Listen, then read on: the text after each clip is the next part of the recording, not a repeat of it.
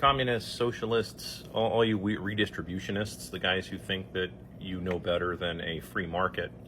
And I'm not talking about the type of free market that you're told that you have right now. This is not a free market. It hasn't been for a very long time, really since, in earnest, since about 1913, December 23rd, if I want to be really specific about it.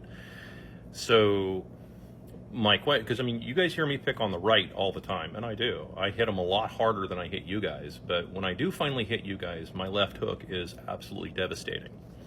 So I'm just going to ask you, all of these redistribution of wealth ideas, why is it they lead usually to mass starvation and mass unaliving of millions of people? Why does it lead to that?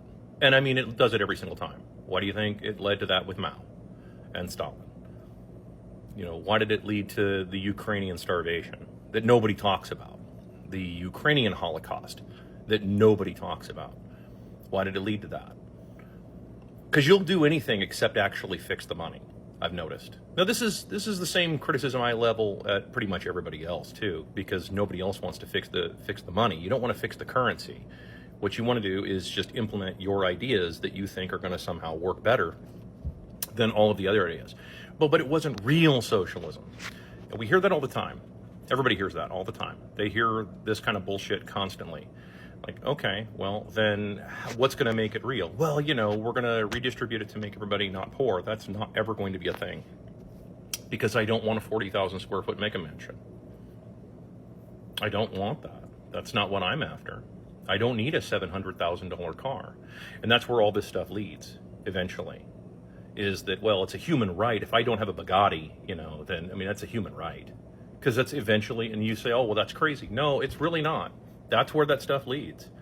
Because if you had asked somebody in, say, the 1800s what they thought of as being like, you know, kind of stabilized, they would say clean water. You know, they would say clean water and a piece of land and to be left alone.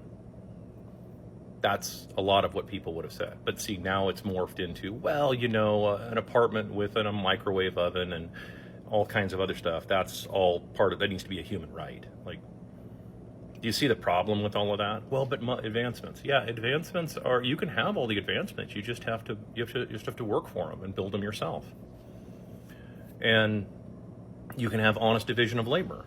And if you want to have honest division of labor, that means you have to have honest currency. Because what you're watching right now, a lot of you out there that are espousing this shit, what you're watching is the division of labor breaking down everywhere. That's why everything's becoming shit, just like the Soviet Union. That's why all the jobs are fake, just like the Soviet Union.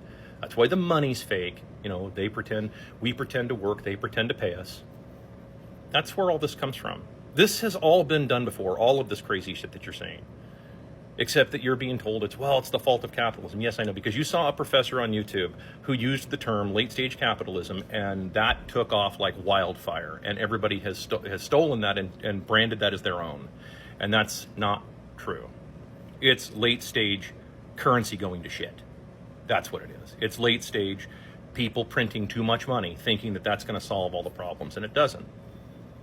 You're supposed to let the billionaires go broke. But we can't do that because, well, we want the billionaires. We want to tax them. It doesn't work that way. You can tax them at 100%. Go right ahead. I mean, by all means, go ahead. There's not one billionaire out there that I really like anymore. So go right ahead and tax them all at 100%. Right now. Take everything they have.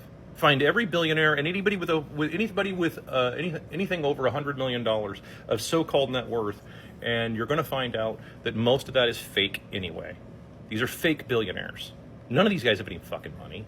They have fake debt on paper. That's it. They claim that their shit is worth this much money, and so therefore, that way they can just keep borrowing against it. That's why every billionaire owes $1 billion. That's why, you know, like, all these guys are fake. So, yeah, rather than trying to come up with every kind of crazy-ass gimmick that doesn't really solve the problem, in fact, well, but automation and robots, we've been over this. That's cheap labor in other countries. That's all. That's globalists speak for slave kids in Congo mining lithium. That's what that actually means. So, yeah, I mean, these are legitimate problems. I have yet to hear any really good answers for them. And don't get me wrong, I pick on the right all the time with their stupidity. But I have yet to see anybody, and I pick on the libertarians too. I just did yesterday.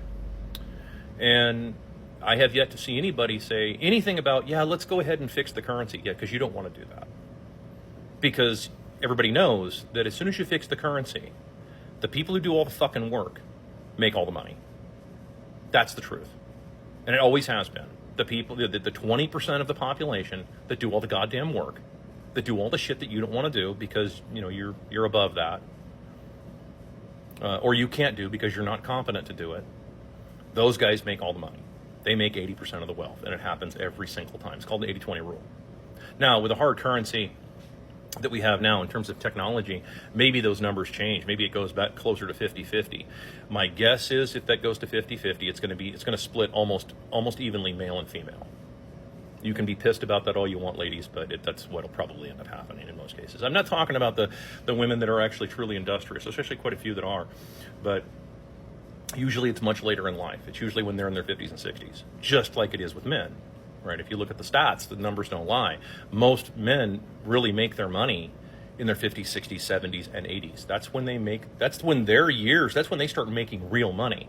There was an old interview, even Matt Damon mentioned this, right? I mean, Matt, of all people, right? I mean, and Matt Damon's not a dumb guy. He's not, and even he mentioned this. He's like, when you get into your 40s as a male actor, a lead actor in Hollywood, that's when you start getting offered the really good roles, is in your 40s and 50s.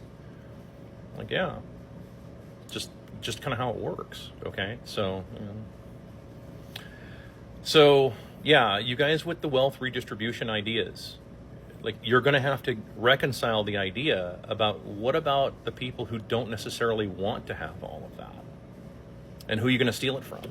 Because that's what ultimately it'll come down to too. Because what about the people who don't want to pay into that, who say, no, hold on a second here. I've worked my whole life and I've built all of this. Myself, I think of myself, I don't have tons of people that I don't have a bunch of employees that I exploit. I don't have really, in fact, we don't hire anybody anymore. I refuse to, because I can't pay them a lot of money. And so therefore I can't really trust their work, because the currency's breaking down.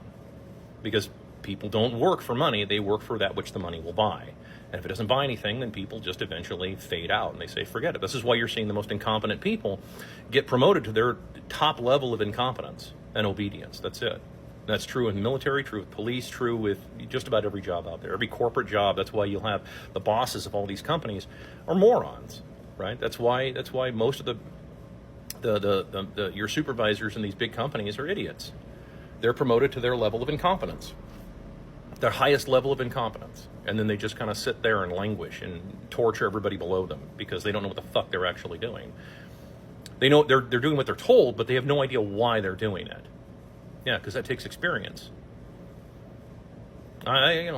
This is just, I call it like I see it, and anybody who follows me on my channel know that I call it hypocrisy on all fucking sides. I take no prisoners. I offer no quarter. I don't have the space to offer quarter. So, you all go figuratively to the gallows with me, because I got no room for you, and I don't have the extra food to give you anyway. So, something to think about with just, all the wealth redistribution ideas, because they're not going to work, and you're going to end up usually having to, be on the side of history where you're just following orders and you're just going along with the crowd and you're just stealing everything from anybody that isn't bolted down. Fix the currency, and a lot of this shit fixes itself very quickly.